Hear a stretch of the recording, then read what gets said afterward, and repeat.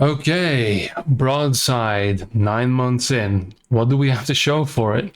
Well, it's been a little quiet since the project first started, but we've got our reasons, and I will explain as much as I can. We are still, in fact, making a game, and, well, we're still making an FPSZ, and we want to make it feature complete and prep it for today's landscape, which means a lot of things. It means a large scope, but we plan to take it one step at a time and show you guys and hopefully make things playable along the way. Now, the things we have are, would you believe it, we have skiing, we have jetpacking, we have 3 weight classes, LMH, a good batch of weapons you would expect, we have working deathmatch and team deathmatch with fully networked code, dedicated server support, spectator mode, something called demo recording, and first and third person perspectives. We also got vehicles in development. Now we just have to make a game out of all that. So, right, specifics. The team we have brought together right now, mostly by happenstance, which was somewhat personified by our janitor Strixon, and of course with our shared recent drama. We quickly agreed to a number of things, and, well, most of it, of course, is based on the recent mismanagement of the genre, but also that we realized we needed to make this game. Or we would all collectively explode from the sheer pressure of what could have been. And once the spite had settled a little bit, we realized that we were actually doing this thing. People were sticking around, and that we were going to do this right. So, we are old, we are slow, but this is happening. Now, before I move on, a few things. Why the silence? Well, we are a volunteer group, and we are working without funding and without a deadline. But that's mostly by choice, as we are not going to ask for funding until we have something worth supporting. And hopefully that will be soon. Something playable, if it is just for some closed alpha tests. Reason we haven't shown a lot is because we've spent a reasonable amount of time researching our options and designing exactly where to start. Now that we've created a stable base, our development speed is ramping up rather nicely. So, also, we don't have a lot of modelers. Our art direction is still something we're working on, so most of the art in the game is placeholder, and even though the technical systems are getting more robust, not really much visual to show you. We also had some hurdles with the various systems of Unreal Engine 5. Again, we are volunteers doing this in our free time, and we started using GAS, game ability system, in the Lyra template, but that was a little over-scoped for us and not really usable what we are trying to do. So to get more into the technical details, we are using Mover 2.0 and the NPP, the Network Prediction plugin, for larger scale things down the line. We've had multiple tests now on a dedicated server, but also one of our first tests was on someone's laptop, very old laptop, and some of us playing from the EU were on 200 ping, and we were mid-airing people fine. So it is quite good and robust indeed. Now, if you want specifics on that, please go to the Discord and ask. More than willing to talk about these things. But yeah, a long silence doesn't give a good first impression, but we had our reasons, right? We have professional coders, but not everyone was as well versed in Unreal Engine as they could be. And, well, that's why we had to take our time and get things right. So, Where are we going? What are we doing? I want to be very clear. We are, in fact, working on fully featured base modes.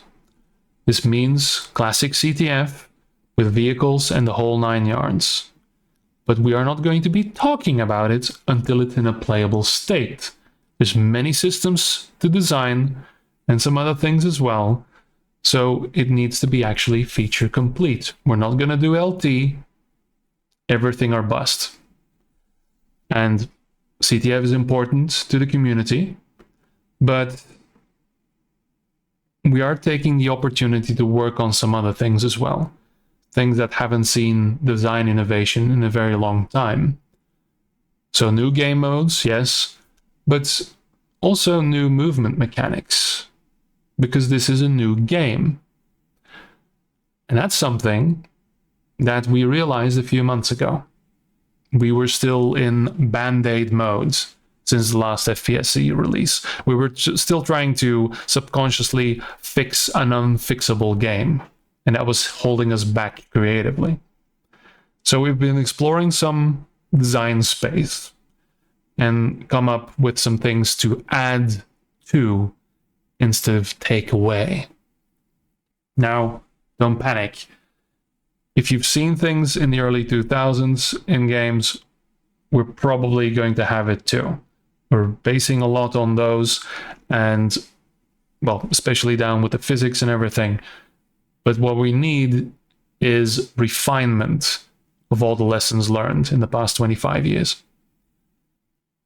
So one of the things we're doing is focusing on both indoor and outdoor combat, making sure every part of the game works well and transition from one to the other is seamless and enjoyable. And that's why initially our focus is going to be on deathmatch and team deathmatch while we work on CTF and the other things.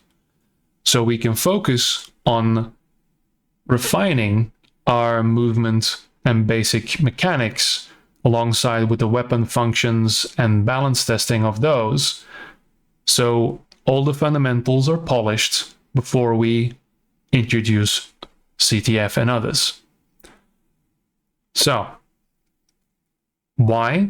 Because, well, a lot of players liked playing inside the bases, raiding generators, repairing assets. It's what they like to play. And again, don't worry, a lot of you want to go fast around big maps. I understand. But a lot of that was already figured out. Map design-wise as well, it's in a good state. So now we can focus a little bit more on something that hasn't been looked at in some time. How about I show you some of that? One of the major things we've added to this game right now is a form of wall running. Or rather, wall gliding, as the team would like to say, like me to say. It's incredibly simple, it's hardly a new mechanic, and in fact makes a world of difference. Simply put, you can ski on the walls. That's it. And you gain speed while jumping off of it. This is not an ability, but this is a core functionality of the physics and is fully integrated into all the armor classes. And we added it because we wanted the indoor movements of Quake. Simple as. But without the skill floor that comes along with it, and which was out of reach for many people. So, as it is a strangely intuitive mechanic. It is hard to master, and it's been a lot of fun. Although inside, it sometimes feels like you're a sports car going on in an underground parking lot, which really isn't a bad thing. Right now, we're balancing on the side of silly and see what we can get away with. Now this, combined with the normal skiing and jetpacking, opens up a lot more design space for the map design and the bases. And don't worry, I'm going to go into a lot more detail in videos to come. But with DM and TDM established as standalone game types, we hope to garner the interests of not only the FPSZ players, but maybe a few stray classic arena shooter players as well. Now then, again, excuse the lack of any sort of art whatsoever. A lot of programming art and gray boxing has been going on simply for getting to know this new movement, getting to know what we can get away with, and creating standards for ourselves. So I'll just go through the weapons real quick of what we already have. Note again. Sorry, this is mandatory. I have to click this. So all the weapon models are standard shooter game stuff. So please, there we go. We have a disc launcher with inheritance. We have, oh yeah, this is actually kind of cute. This is a recent addition. Let's zoom in so you can see. So note my energy bar at the bottom and the line and the bounce. We have a bouncy sniper rifle. That is not hit scan, it is a projectile, and it nearly killed our coder, Dagada, to implement projectiles that are that fast. But hey, it worked. NPP to the rescue. Then we have also, a lot of things are bouncy. We have a blaster that is also energy based, right? We have, I don't know what this is. Note though, listen, it overheats when you fire it too long.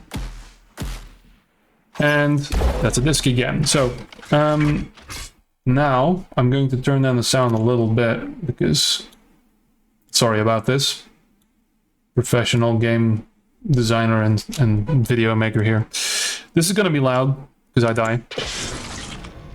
Also, again, I'm somehow moving while I'm dead with a camera floating in the air. I don't know what that's about. So again, this is the medium. Yeah, mandatory, I have to. So has a disc. Has something weird. This is the burner, which we're kind of using as a shotgun right now. So high damage, close up, and the further it goes, the lower the damage. There you go, look at it go. Then, yes, we have a grenade launcher, which does bounce, but the fuse is a little short right now. It only bounces the one time. So it's a bit overtuned, but hey, well balanced, right? Then we have this thing again, and then we have a disc. So, loudness again. Because the sound, we have our UI, please. Actually, the UI just got a new pass, so but it isn't in yet. We have a heavy with a disc. We have this burner thing again, and then this is something strange. Something green that goes very far. The sound on this, I think, is wonderful. The wub-wubs of death. If you hear the wub-wub, you are dead. Wonderful. Also has a chain gun and a disc again. Alright, so to close off, I am gonna go back to the scoot. There we go. And look at one of these teleporters. Let's see if it's the right one. Where are you going? To the movement playground. That's great. All right, so just a quick, because I'm not going to make this too long. This is a 400 unit wall. I can, if I'm smart about it at least, there you go. I can jump in between the walls without, I don't know why this isn't working. Okay, there you go. This thing. So I can actually keep bouncing just by pressing space here. And I can move forward as well while doing so. Now, of course, you probably want to be a bit more dynamic with it. 600 unit wall. I can stick to it. This is using just ski, and then use direction keys to jump off and get some speed that way. And then once we get to the 800 unit wall, we actually have to use a little bit of a jet assist to do so. But we can jump around, hang tight, and do all kinds of things. So there you are.